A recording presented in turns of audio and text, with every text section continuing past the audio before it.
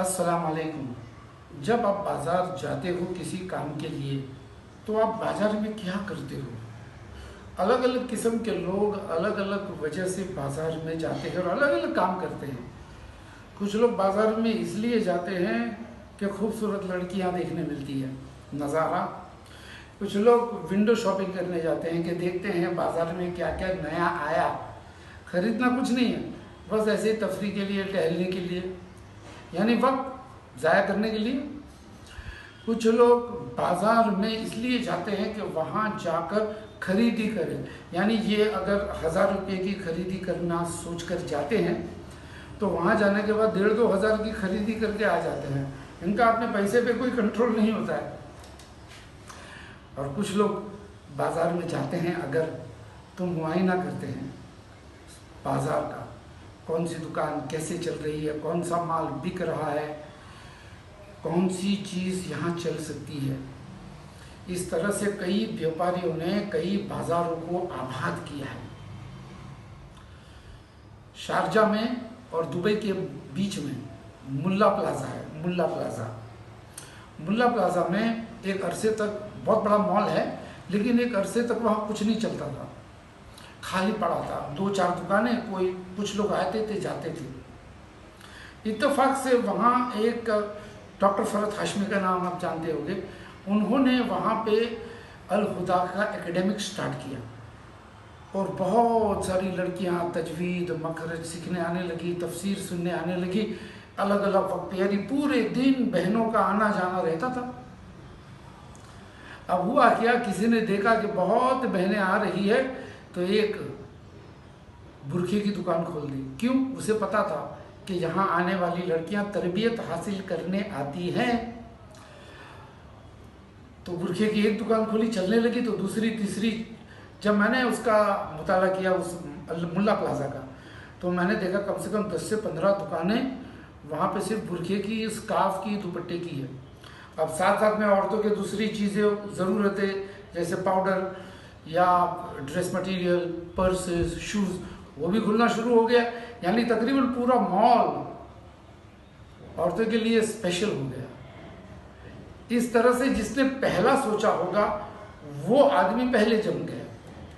तो जब भी बाजार में जाओ तो वक्त का इस्तेमाल करो, देखो इधर क्या चल सकता है, इधर किस चीज़ की ज़रूरत है। जब कलेक्टर की ऑफिस या कोर्ट के बाहर आप देखते होंगे, अगर कभी जाओ तो जैसे ही कोर्ट की ऑफिस खुलती है कि यहाँ पे कोर्ट है, तो वहाँ पे टाइपिस्ट आ जाता है आपके एफिडेविट टाइप करने के लिए, वहाँ पे आपका फॉर्म भरने के लिए आ जाते हैं। ये लोग सब वकील नहीं होते हैं, बड़े मामूली पढ़ाई की होती है, लेकिन उनको पता है यहाँ पे ये चीज़ों की ज़रूरत है, तो पैसे की आमदनी शुरू हो जाएगी। और जैसे भीड़ आनी शुरू हो जाती है, चाय का बाकड़ा खुल जाता है। चाय का वाला, चाय के बाकड़े वाले, चाय के साथ साथ बिस्किट, नान कटाई, सैंडविच। उसके बाद पता है कि दिन भर लोग यहाँ रहते हैं, तो किसी ने पाव भाजी, मसाला डोसा, यानी खाने पीने की आइटम, लंच भी राइस प्लेट शुरू कर देते हैं लोग। इस तरह से मुताला करते हैं कि यहाँ पे किस चीज़ की ज़रूरत है। लोग सवेरे से शाम भूखे प्यासे इधर उधर देखते, ठंडा पानी, जूस सेंटर, तो जूस की दुकान खुल गई। तो हमेशा मार्केट में जाओ तो वक्त का इस्तेमाल करो। ऐसा नहीं कि बस गए आए, घूम के ये शॉपिंग किया, वो शॉपिंग किया, पैसा उड़ा के आए, वक्त उड़ा के आए। हाँ, ये मार्केट में जाना है तो आप अगर अपना दिमाग खुला रखिएगा तो आपका एक माइंड सेट बनेगा, किस तरह से बिजनेस खोला जाता है, कहाँ कौन सा बिजनेस चलेगा। आपके पास पैसा नहीं है तो भी कम से कम आपको सीखने तो मिलता है कि बिजनेस कैसे चलते हैं, कहाँ चलते हैं। तो जाया करें कभी कभी बाज़ार में, देखा करो क्या पोजीशन है, कौन सी दुकान कैसे चल रही है।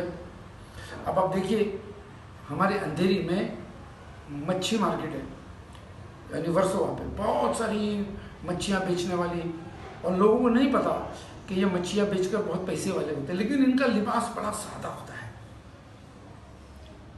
तो जो व्यापारी तबका है वो जानता है कि इनके पास पैसे हैं, ये क्या खरीदते हैं।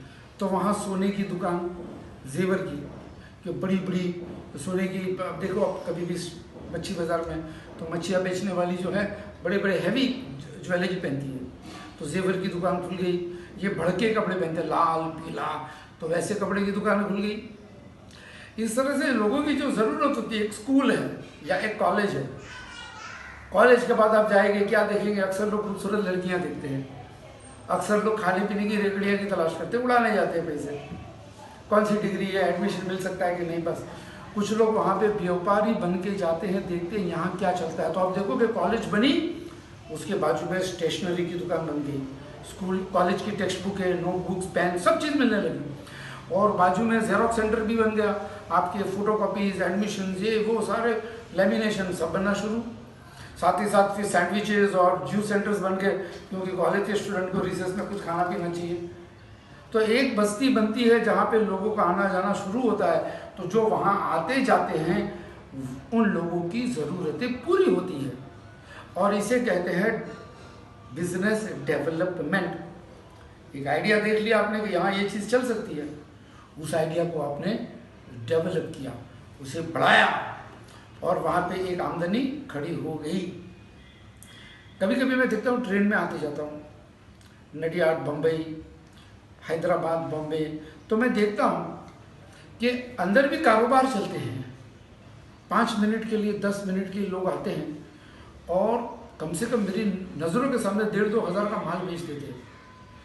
कोई जो है आईफोन के ईयरफोन बेचता है। अभी हम ट्रैवलिंग कर रहे हैं, मुझे कुछ सुनना है, गाड़ियों में आवाज़ खटखट खटखट आवाज़ चलती रहती है, बाजू में से ट्रेन गई, डक डक डक डक, लोग बातें करते हैं तो सुनाई नहीं देता, अर्जेंट फ़ोन आता है तो ईयरफोन तो है नहीं, तो 200 रुपये का ईयरफोन खरीद लेते हैं। तो इस तरह से 8, 10, 12 डब्बे होते हैं, 18 डब्बे होते हैं कभी कभी, कितने ईयरफोन बिक जाते हैं। वो आदमी 4 घंटा सफ़र करता है और 4 घंटा लौटता है, यानी 8 घंटा ट्रेन में खड़े रहकर कम से कम मेरे ख्याल से 5 से 7 हज़ार का माल बेचता होगा। न दुकान का भाड़ा, न इलेक्ट्रिसिटी का बिल, न सैलरी, कोई नौकर है साथ में, खुद ही बिजनेस करता है। अगर 2,000 का भी मुनाफा पकड़ो 7,000 में से, तो महीने में अगर 26 दिन भी जाता है तो कम से कम 50,000 रुपया प्रॉफिट करता है ना।